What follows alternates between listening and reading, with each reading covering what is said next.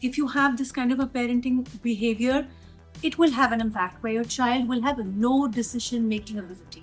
It'll be poor because the child will not have any standards.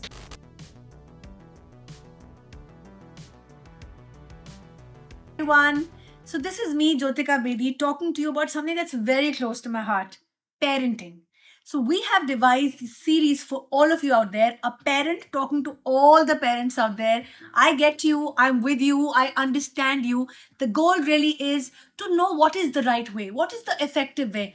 Parenting done right. Learn from the right way, have fun, and let's make parenting about mutual learning, mutual growth, and mutual respect. First, parental behavior, let's call it permissive. What it really means. I'm guilty of the same. Very loving, extremely nurturing, but there's a but. No rules, inconsistency in behavior, inconsistency in setting and enforcing rules. And the biggest problem is children don't know if there are consequences because there are no rules. So, why are we really talking about these behaviors? Because guess what? They have a negative impact on our children. And the goal, really, as a parent, is to learn.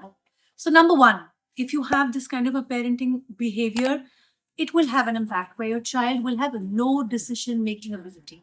It'll be poor because the child will not have any standards.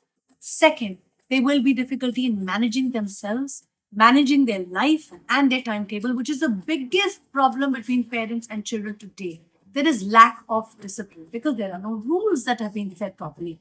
And sadly, it also makes our children have a low sense of accomplishment, have a low sense, or let's say desire to achieve or be motivated because they don't have a benchmark. They don't have a standard that's set by the parents. Enough for today. Shared a lot, had fun. Now stay tuned for our second parental behavior. I'm sure a lot of you out there are waiting and you will resonate with it, relate to it. Give us your comments. Please stay tuned. Looking forward to connecting again. Thank you.